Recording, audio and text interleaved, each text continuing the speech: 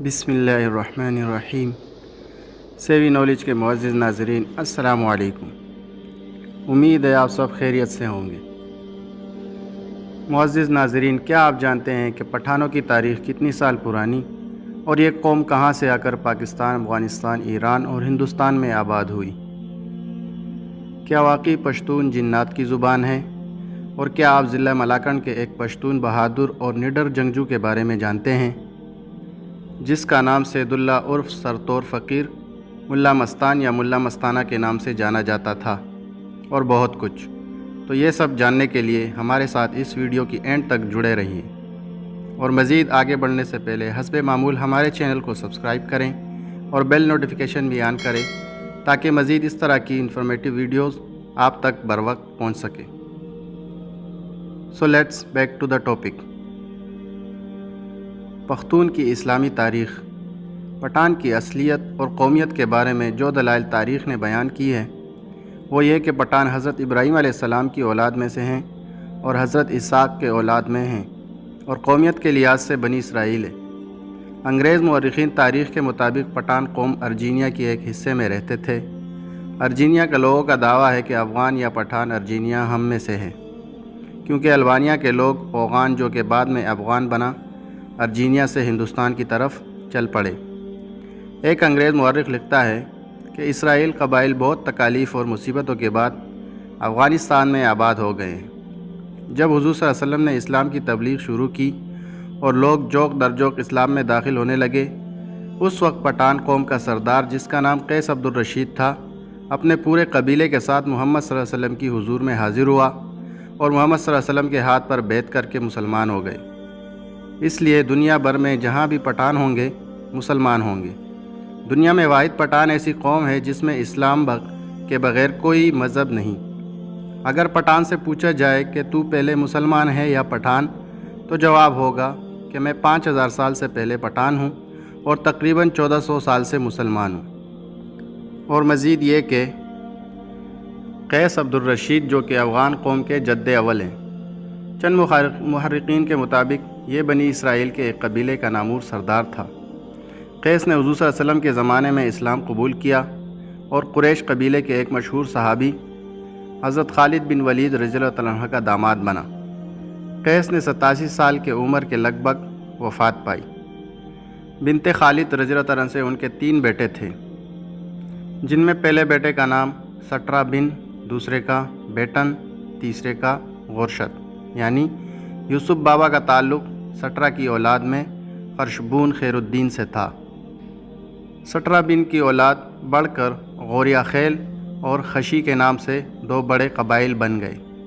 خشی بعد میں مندرجہ ذیل میں تقسیم ہوئے، یعنی گگیانی قبیلہ، یوسف زئی قبیلہ، ترکلانی قبیلہ اور محمد زئی قبیلہ۔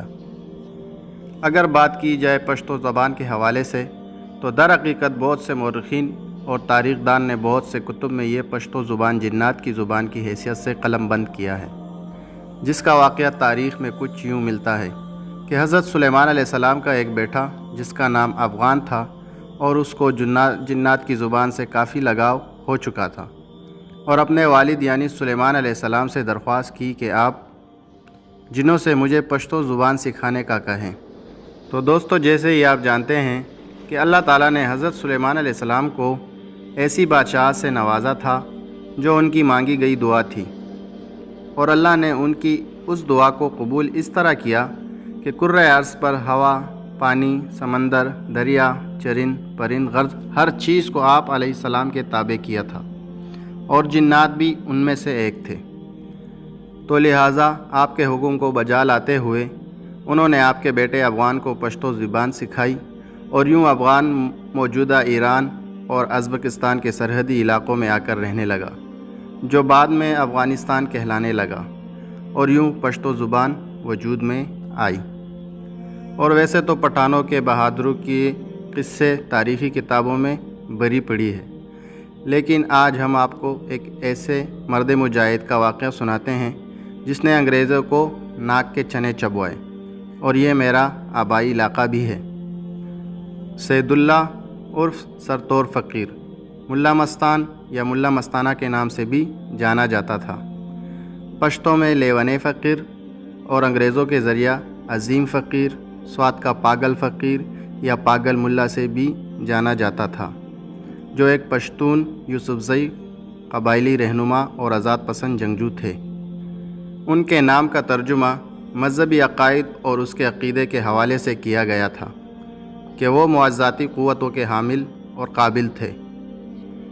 وہ وادی بنیر کے ایک گاؤں ریگا کے علاقے میں پیدا ہوا تھا اور یوسفزئی قبیلے کے ایک شاخ کے رکن بھی تھے۔ اپنی ابتدائی تعلیم کو آگے بڑھانے کے لیے وہ پورے ہندوستان اور وسطی ایشیا میں مقیم رہا اور انہوں نے 10 سال تک مزار شریف افغانستان میں قیام کیا، اور اس 10 سالہ قیام کے بعد سن 1895 میں وہ اپنے آبائی علاقے بنیر میں واپس آئے۔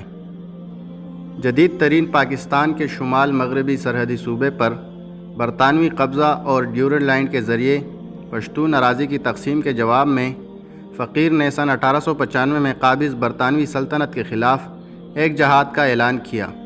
پھر کامیابی کے ساتھ سن 1897 میں جولائی کے آخر میں اس نے 1 لاکھ سے لے کر 10 لاکھ تک کی پشتون قبائلوں کو لیڈ کیا اور انہی پشتون قبائلوں نے ملاکنڈ کے محاصرے میں اختتام پذیر کروایا، جس کا اختتام 2 اگست کو انگریزوں کو راحت بخشی ہونے کے ساتھ ہوا۔ اگرچہ فقیر نے انگریزوں کے خلاف مزید حملے جاری رکھے، لیکن ملاکنڈ کے محاصرے نے اس کی طاقت اور اثر و رسوخ کی بلندی کو نشان زد کیا، جس سے برطانیہ نے دوسرے مقامی قبائل اور حکمرانوں سے اس کا مقابلہ کرنے کے معاہدے کیے۔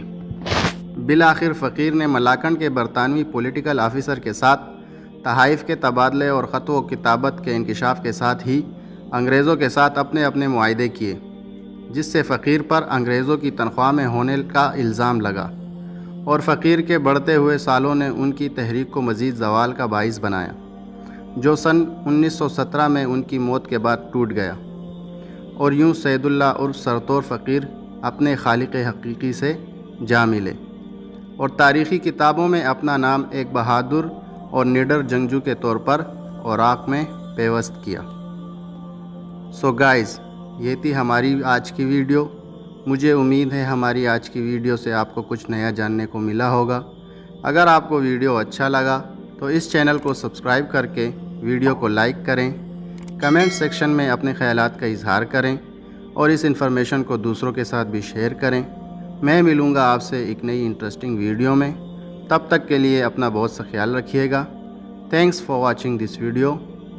اللہ حافظ۔